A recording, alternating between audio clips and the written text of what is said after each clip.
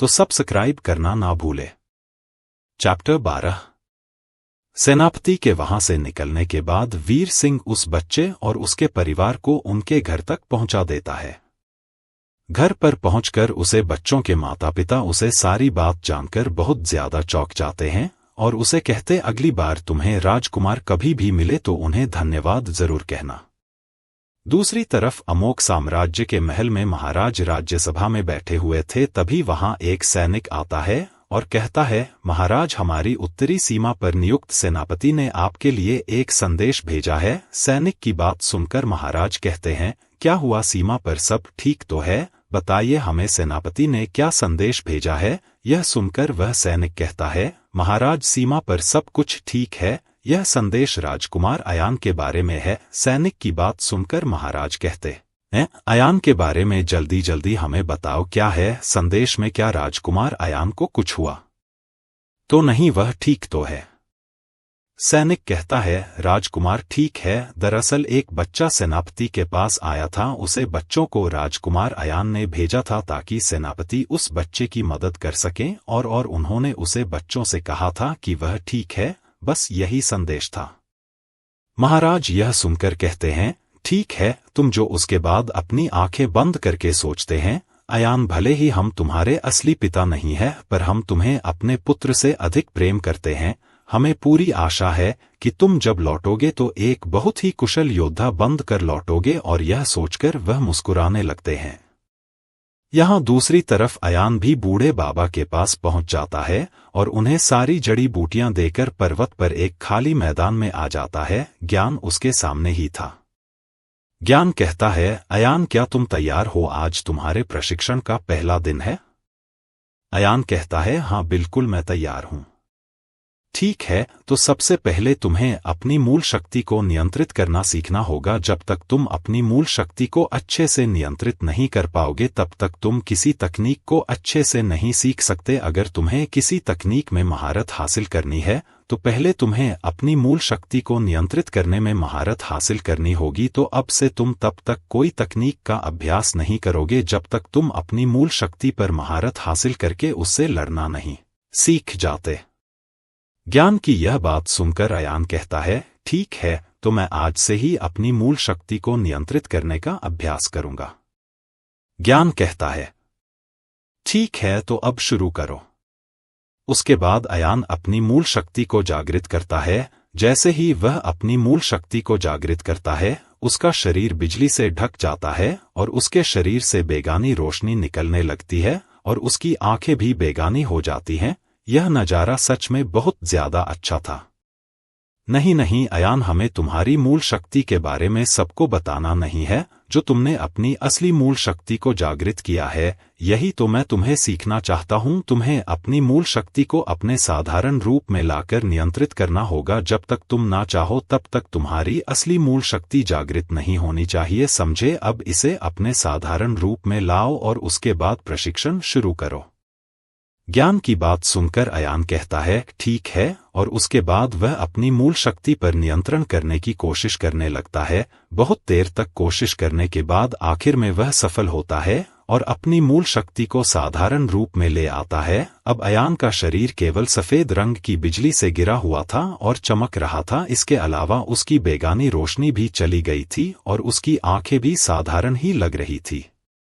ज्ञान कहता है, आखिर तुमने अपनी मूल शक्ति को साधारण रूप में ले ही आए, पर तुमने कुछ ज्यादा ही समय लगा दिया। तुम पिछले 3 घंटे से बस यही करे जा रहे हो। ठीक है, अब चलो प्रशिक्षण करना शुरू करो। अब तुम्हें अपनी शक्ति का इस्तेमाल करके इन पत्थरों को तोड़ना है और अपनी बिजली की शक्ति का इस्तेमाल करना सीखना है।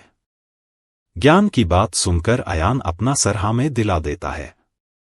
उसके बाद वह अपनी बिजली की शक्ति को अपने दोनों हाथों पर केंद्रित करने लगता है। थोड़ी देर प्रयास करने के बाद वह यह भी कर लेता है।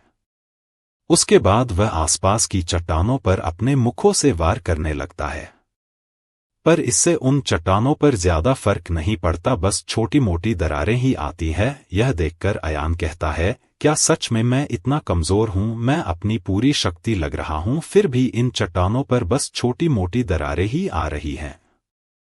यह देखकर अयान और जोर जोर से उन चट्टानों पर वार करने लगता है।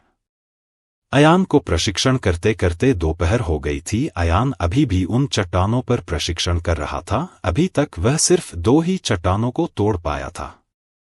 आयरन तीसरी चट्टान पर वार कर रहा था और वह थक कर वहीं बैठ जाता है। यह देखकर ज्ञान कहता है, उठो उठो, जब तक तुम इस तीसरी चट्टान को तोड़ नहीं देते तब तक तुम आराम नहीं कर सकते। जब तुम इस तीसरी चट्टान को तोड़ दोगे उसके बाद पानी पीकर कुछ देर आराम कर सकते हो, पर तुम्हें पहले इसे तोड़ना होगा।